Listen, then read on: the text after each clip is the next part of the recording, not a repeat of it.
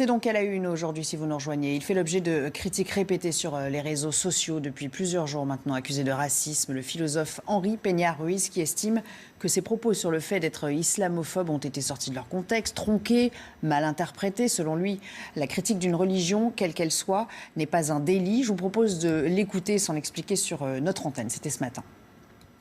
Je fixais la ligne de démarcation entre ce qui est une liberté, la liberté de critique et de rejet, et ce qui est un délit, c'est-à-dire le rejet des personnes et non pas seulement des doctrines. J'ai dit qu'on a le droit d'être cathophobe, athéophobe ou islamophobe, c'est-à-dire on a le droit de rejeter l'athéisme, le catholicisme ou l'islam, c'est ce que j'ai dit, mais on n'a pas le droit de rejeter des personnes du fait de leur religion. Et pour commenter cette nouvelle polémique, je reçois Laurence Marchand-Taillade. Bonjour. Bonjour. Vous êtes essayiste, vous êtes présidente de Force laïque et vous êtes également auteur de cet ouvrage, L'urgence laïque, aux éditions Michelon, qu'on va voir apparaître à l'écran.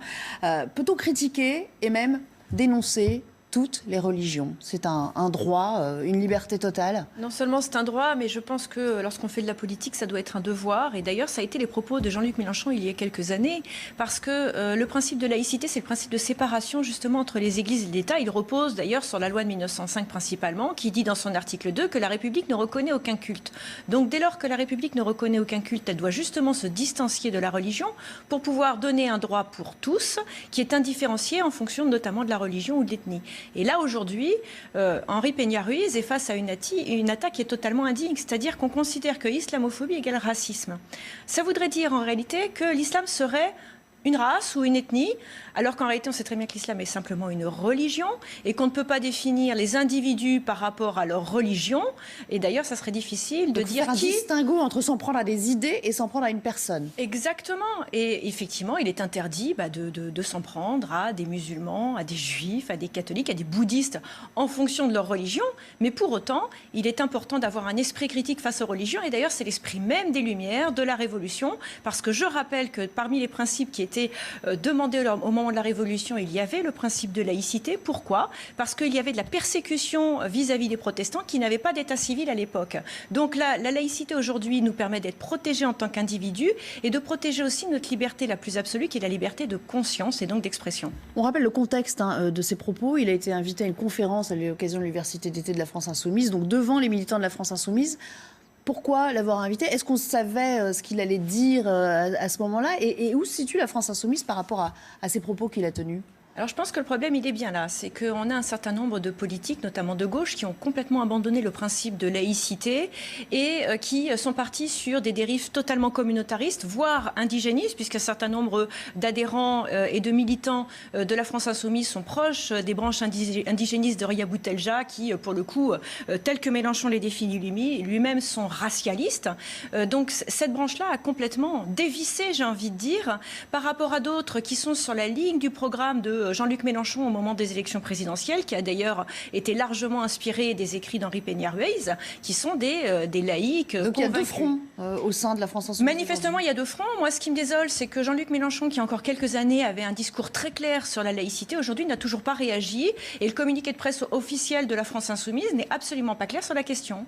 Pourquoi une telle cabale et qui peut l'alimenter, selon vous, aujourd'hui ?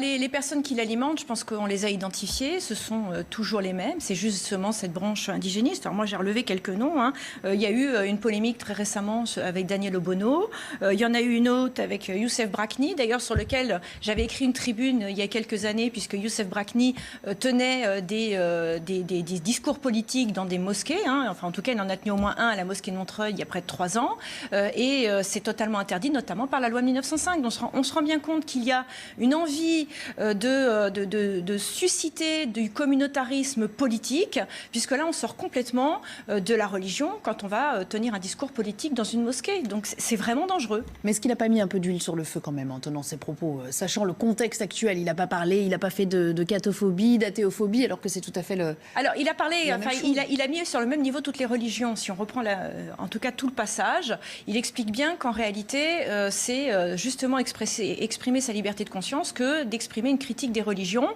Et je rappelle aussi, parce que ça c'est vraiment important, qu'il y a quelques années, c'est Elisabeth Badinter qui avait été l'objet de cette cabale, c'était en janvier 2016, où elle s'exprimait sur l'antenne, je crois, de RTL de mémoire, et elle disait qu'il ne fallait pas avoir peur d'être insultée et traitée d'islamophobe. Le résultat, c'est que quelques jours après, et c'est là qu'a démarré vraiment le problème de l'islamophobie en France, on a eu Nicolas Cadenne, qui est le rapporteur de l'Observatoire de la laïcité, qui s'en est pris directement à Elisabeth Badinter et qui, d'une certaine façon, a légitimé ceux qui faisaient l'amalgame entre racisme et islamophobie. Et suite à cela, j'avais demandé la démission de Jean-Louis Bianco et de Nicolas Cadenne, qui, pour le coup, ne sont absolument pas clairs sur les questions de communautarisme et d'islamisme. Le gouvernement également, certains membres du gouvernement ont réagi assez durement à ces propos d'Henri Pénière-Ruiz. Ils auraient dû s'abstenir, selon vous ? Écoutez, quand on parle de Julien de Normandie, notamment, mais ce n'est pas le seul au sein de La République En Marche à avoir cette vision communautariste, manifestement, on peut s'inquiéter parce que c'est quand même un ministre, donc on pourrait penser qu'il est là pour défendre les principes républicains. Donc soit il ne les connaît pas, soit il n'est pas là pour les défendre, mais en tout cas il va falloir qu'il éclaircisse un peu son positionnement, parce que si son positionnement c'est celui de Laetitia Avia qui se servait de l'islamophobie pour faire passer sa dernière loi, ou ceux d'Aurélien Taché qui est connu pour son clientélisme électoral, eh bien là, il y a un problème. Donc il va falloir que le discours soit éclairci, parce qu'en France, la liberté d'expression, c'est une liberté fondamentale. La liberté de conscience, il est hors de la remettre en cause. Et donc le blasphème n'a pas lieu d'être.